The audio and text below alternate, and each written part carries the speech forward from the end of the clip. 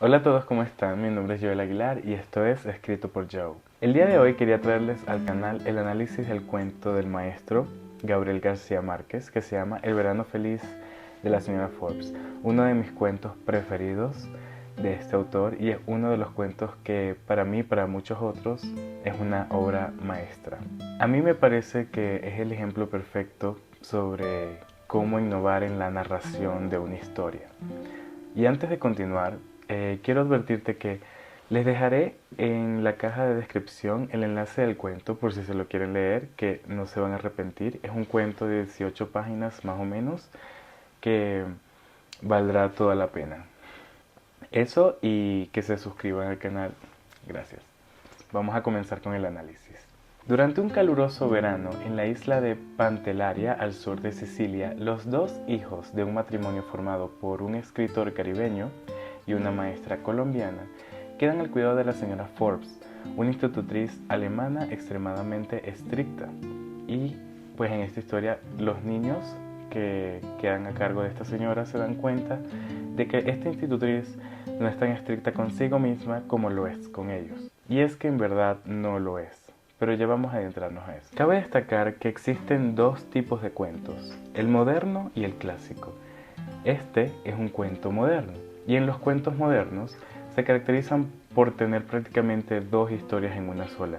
Es prácticamente como imaginarte un iceberg, donde apenas te das cuenta de lo que sucede en la superficie de la historia, mientras que en lo que está escondido pasan muchas otras cosas más y que solo te puedes dar cuenta sabiendo detectar y leyendo las letras pequeñas dentro de la historia.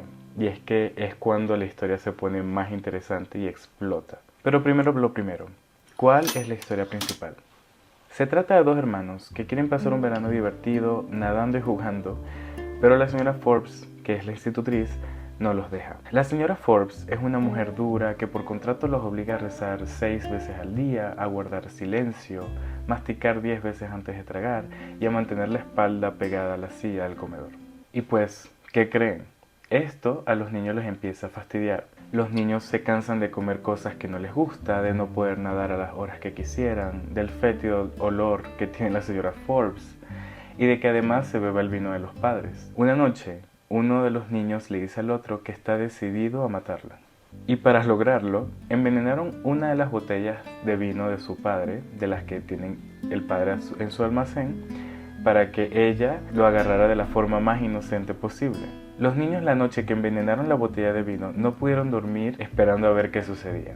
Pero la señora Forbes más bien se levantó canturreando y más viva que nunca. Los niños se preguntaron, ¿qué pasó? ¿Por qué no funcionó el veneno? Se supone que era suficiente como para matar un caballo, ¿no? Entonces se dieron cuenta que la señora Forbes no se había bebido la botella completa, así que por eso los niños esperaron más días a esperar que le hiciera efecto el veneno. Un día la señora Forbes recibe una carta de Alemania, recordemos que ella es alemana, y lo digo entre comillas porque, bueno, ya verán después. El punto es que ella, al leer la carta, está sorprendida y sin decir nada rompe las estampillas y las mete en la canasta de panecillos diciendo que son para el marido de la cocinera, Fulvia Flaminia. Aquí en este punto voy a empezar a adelantar la historia. Los niños estuvieron pendientes toda la noche, vieron que la señora Forbes se llevó la botella de vino a su cuarto, se la bebió completa y se fue a dormir. Y es gracioso porque en el cuento dice, y cito, aquella madrugada volvió a hablar sola por un largo rato, declamó a Schiller a grandes voces, inspirada por una locura frenética, y culminó con un grito final que ocupó todo el ámbito de la casa. Luego suspiró muchas veces, hasta el fondo del alma, y sucumbió con un silbido triste y continuo como el de una barca a la deriva. Pues ya verán qué significan estas palabras. Al día siguiente de estos sucesos, los niños no escuchaban nada en la habitación de la señora Forbes, así que simplemente se hicieron los locos y ellos salieron a nadar y a divertirse. Se había hecho de tarde y al llegar a su casa se encontraron con que la señora Forbes había sido apuñalada 27 veces. El cuento termina aquí y lo único que sabemos es que obviamente no murió por el veneno que le insertaron los niños en la botella de vino. Entonces, ¿quién mató a la señora Forbes? En este momento es donde podemos explicar la parte escondida del iceberg. La señora Forbes, a pesar de hacerlos sentir que estaban bajo una dictadura en su propia casa, los niños también sabían que lo hacía por una obligación al contrato de sus padres. Los hermanos se dan cuenta de que la señora Forbes también es humana, entendían que estaba triste por algo y que por eso amanecía como si estuviese sufriendo por un mal de amores, ¿no? Lo primero que uno se imagina es que pues es alemana, extrañará su tierra, ¿verdad? Pues fue lo primero que yo pensé. Con el tiempo, los niños veían a la señora Forbes pasar el rato tomando el sol mientras ellos aprendían a nadar con Oreste. Otro día, la señora Forbes le pide a Oreste que la lleve en su botecito de motor a las tiendas a comprarse un traje de baño. Y es que apenas en la primera página del cuento, la primera o la segunda, ahorita no recuerdo bien, primera o la segunda página del cuento, tenemos una pista de la historia oculta, y es que el cuento lo dice así. Cuando la señora Forbes lo vio por primera vez a Oreste, había dicho a mis padres que era imposible concebir un ser más hermoso. Ya a este punto creo que ellas se han dado cuenta que la señora Forbes y Oreste tenían una relación. Pero seguimos entonces con la misma pregunta. ¿Quién mató a Forbes? En varios momentos se hace mención de que Oreste lleva un cinturón de cuero con 6 cuchillos, ya que siempre cazaba animales. Pero esto puede ser simplemente para confundir al lector. Porque si nos ponemos a pensar, Oreste no era el único que llevaba cuchillos. En ese caso, no queda de otra que pensar más que en la cocinera, en Fulvia Flaminia. Que vaya nombre más, más sospechoso que ese.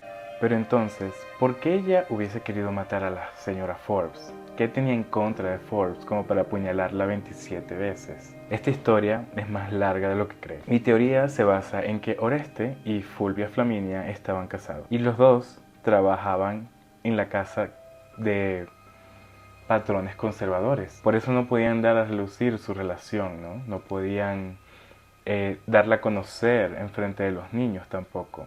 Tenemos que pensar que estos patrones son conservadores por el simple hecho de contratar a una institutriz alemana que pone a sus hijos a rezar 6 veces al día. Y aquí es entonces donde podemos entender que en verdad la señora Forbes no era una señora estricta, era simplemente una señora que estaba cumpliendo con su trabajo. Entonces, si rebobinamos a la escena de la carta con stickers de Alemania que recibe la señora Forbes, esta carta en verdad no venía de Alemania.